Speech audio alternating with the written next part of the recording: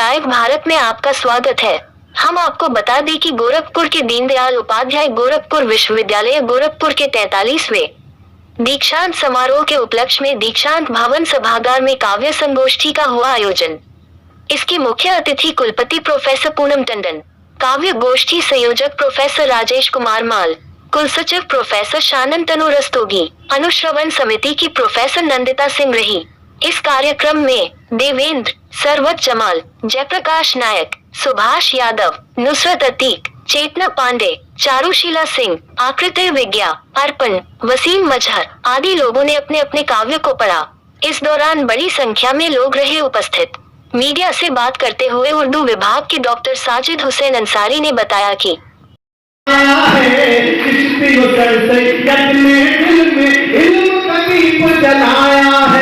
सबके मन को मोह लिया है तुलसी की चौपाई में, देश की खातिर जान गवाई रानी लक्ष्मीबाई ने, याद रखेंगे दुनिया वाले जाकिर साहब का तबला, कहीं बजेगी शहनाई को याद आएंगे बिस्मिल्लाह। इन लोगों ने देश की अपने खूब बढ़ाई शान, यही है मेरा हिंदुस्तान, यही है मेरा हिंदुस्तान, यही है मेरा हिंदुस्तान, यही है मेरा हिंदुस्तान, यही है मेरा हिंदुस्तान, यही है मेरा हिंदुस्तान।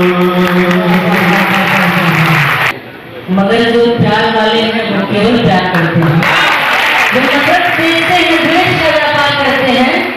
मेरे इस गांव में आकर सियासत हार जाती है, मेरे इस गांव में आकर सियासत हार जाती है। यहाँ शाही अली श्री राम का श्रृंगार करते हैं। तो अपने व्यक्ति का सामुदायिक सद्भाव का जैसा सुंदर उदाहरण वसीम प्रस्तुत कर रहे थे, उसके बाद हमें कैसे रचनाकार की जरूरत है, जैसे रचनाकार की जरूरत वास्तव में समय को है।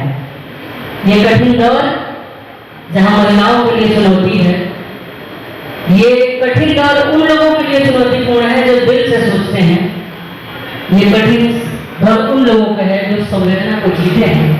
हमारे बीच एक बड़ी प्यारी प्रतिभा संपन्न, संभावनाशील और अब तो मैं कहूँ तो प्रतिष्ठित छोटी बहन आकृति विज्ञा अर्पण, जिसके बहुत सुंदर संचालन में लोग आज का ये आयोजन सुन रहे हैं। बड़े ही सम्मान पूर्वक और जिन बातों की जरूरत है अपनी कविता के माध्यम से आगे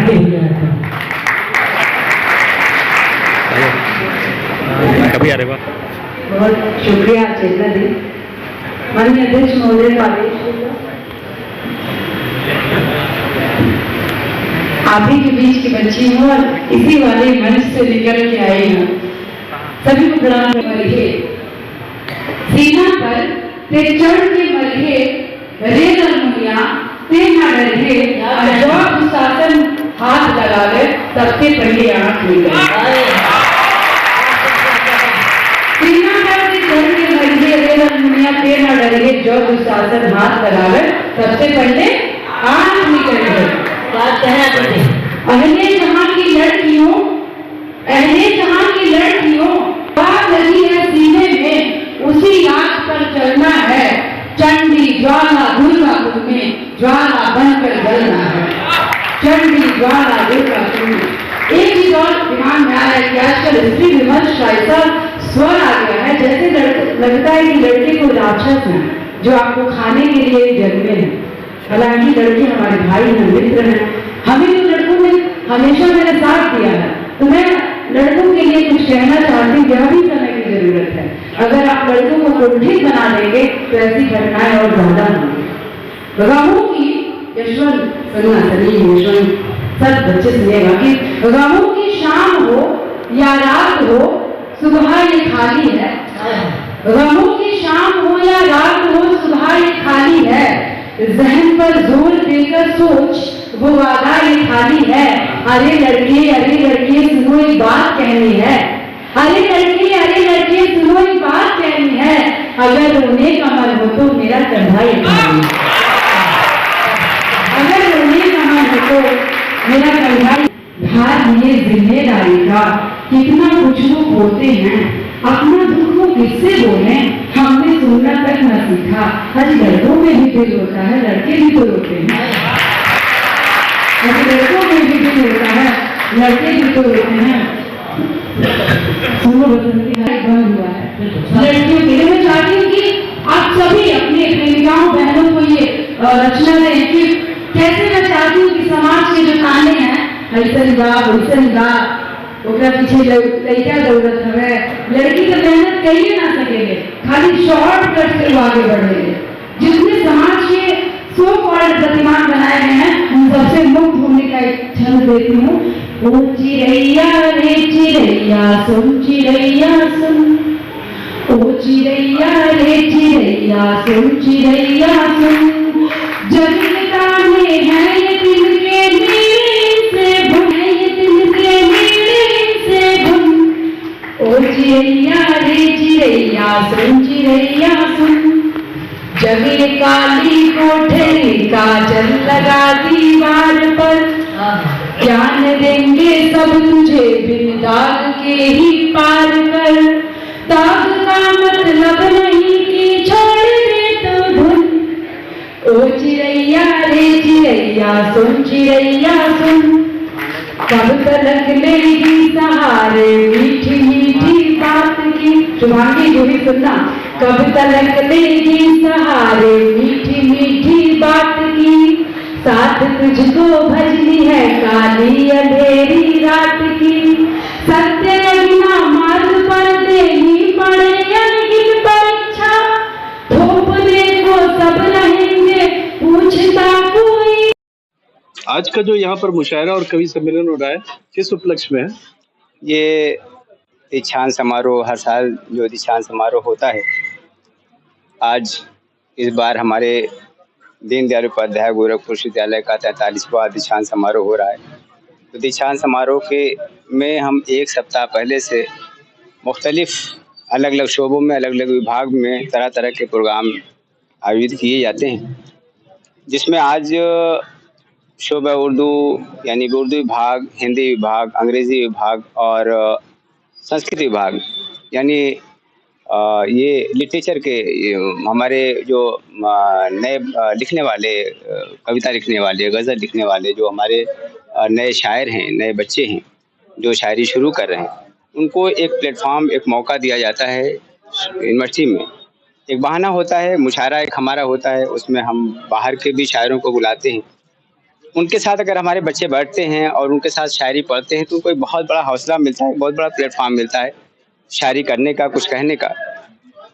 कुछ कमियां होती हैं तो बड़े शायर उनको सही वहीं इस्लाह भी कर देते हैं, उनकी सही भी करा देते हैं, उनको मशवरे देते हैं, उनको मौका दिया जाता है। बड़े शायर उनको, उनकी कविताओं को सुनते हैं और उस पर उनको राय देते हैं और बताते हैं कि किस तरह से आप शायरी करें।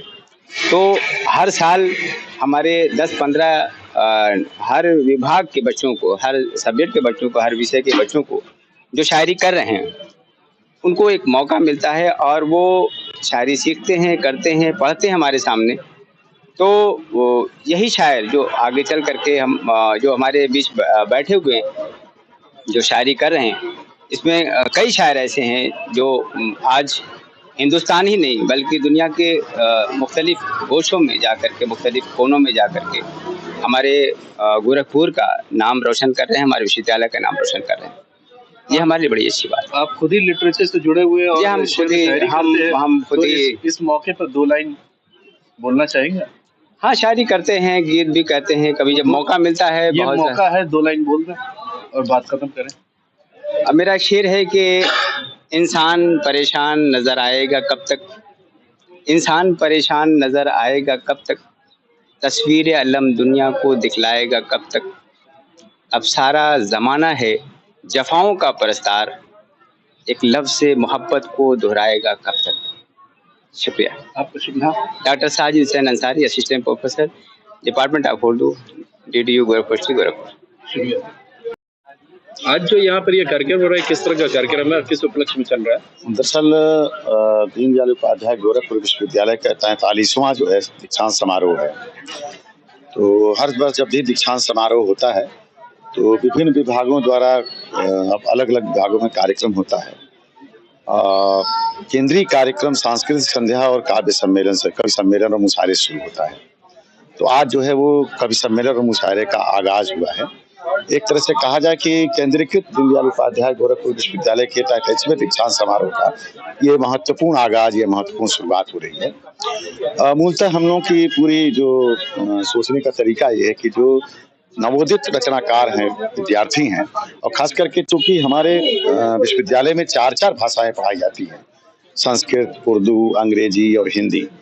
तो उन चारों भाषाओं में जो कवि रचनारत हैं, नए नवोदित कलाकार हैं, कवि हैं, उनको मंच पर लाना हमारा पहला ध्येय है। और इस रूप में हम लोगों ने कार्यक्रम का आरंभ कर दिया था काफी पहले, जिसमें 24 तारीख को करीब 40 बच्चों ने अपना जो है स्क्रिप्ट भेजा था, और हिंदी, अंग्रेजी, संस्कृत और उर्दू के 2-2 आचार्यों ने मिल करके उनकी स्क्रीनिंग की और उनका प्रस्तुतिकरण 24 तारीख को हुआ, जिसमें से चुने हुए 11 बच्चों को आज जो है वो आमंत्रित किया गया था काव्य पाठ के लिए। तो ये बहुत महत्वपूर्ण है कि जो रचनात्मकता है हमारे भीतर, सृजन धर्मिता है, वो बच्चों का जो है बाहर आना चाहिए, उन्हें मंच मिलना चाहिए।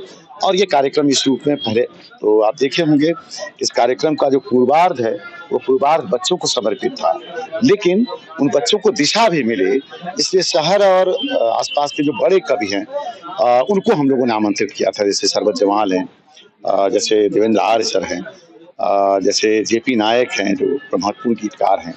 इस वर्ष हिंदी विभाग भोजपुरी अध्ययन केंद्र का भी आरंभ कर रहा है, इसलिए हमने भोजपुरी का भी प्रतिनिधित्व किया और सुभाष यादव जी को आमंत्रित किया कि एक स्वर भोजपुरी का भी हो। आकृति स्वयं भोजपुरी और हिंदी दोनों में लिखती हैं। तो ये एक तरह से एक ऐसा गुलदस्ता हम लोग सजाए जिसमें नई पीढ़ी और यहाँ की जो महत्वपूर्ण पीढ़ी है वो एक साथ बैठ करके और संवाद कर सके। एक और चीज है कि जैसे कैंपस और शहर, कई बार क्या होता है कैंपस और शहर अलग अलग होता है, बहुत जगहों पर लगता है, कुछ प्रतिस्पर्धा भी चलती है। हमारे यहाँ ऐसा नहीं है। हम लोग चाहते हैं कि कैंपस से बाहर लोग जो रचनारत हैं, महत्वपूर्ण काम कर रहे हैं, उनका भी सम्मान विभाग और एकेडमिक्स लोग करें। क्योंकि देवेंद्र आर्य सर अच्छे आलोचक भी हैं, इनकी किताबें आई हैं, देवेंद्र कुमार को उन्होंने संपादन किया है, देवेंद्र कुमार बंगाली की कविताओं का। तो इस तरह से कहा जाए कि वो एक एकेडमिशियन भी हैं देवेंद्र। तो इस रूप में उन लोगों को भी आमंत्रित करना जो टोन सेटर है एक तरह से, और गोरखपुर शहर ही नहीं, प्रदेश ही नहीं, देश के जो साहित्यिक समाज है उसको टोन सेटर है। तो वो आने से, उनके आने से होता क्या है कि हम एक सैद्धांतिक और एकेडमिक एरा में हैं, वो लोग आते हैं तो ढेर सारी चीज़ों को विद्यार्थियों से उनसे जो इंटरेक्शन होता है उनको सीखने का, उनके पढ़ने का और आगे जाने का मौका मिलता है। इसलिए कार्यक्रम का जो है आयोजन हुआ और आप लोगों के हिसाब से बहुत अच्छा ही हुआ है। आगे इस कड़ी में और क्या क्या? इस कड़ी में अगला तो 3 बजे से सांस्कृतिक संध्या है, जिसमें संगीत और कला विभाग के विद्यार्थी अपने को प्रस्तुत करेंगे। कल अनंत हिंदी विभाग में प्रोफेसर अनंत मिश्र जी का व्याख्यान है और उनका काव्य पाठ भी है। तो एक दूसरा चरण इसमें शुरू होगा और फिर जो है 30 तारीख को दीक्षांत है। तो दीक्षांत में मैडम राज्यपाल महोदय आ रही हैं और हमारे शिक्षा मंत्री उत्तर प्रदेश शासन आ रहे हैं, तो लोग दीक्षांत भाषण में शामिल होंगे और दीक्षांत प्रोफेसर राजेश मल, हिंदी विभाग में हूँ। कन्वीनर है पत्रकारिता नहीं, इस पूरे आयोजन कन्वीनर तो नैता सिंह जी हैं। मैं सिर्फ काव्य गोष्ठी और काव्य सम्मेलन का ऑर्गेनाइजर हूँ और आपका एक विभाग है हमारे यहाँ चलता है फुल फ्लेज, उसका मैं संयोजक जरूर हूँ पत्रकारिता।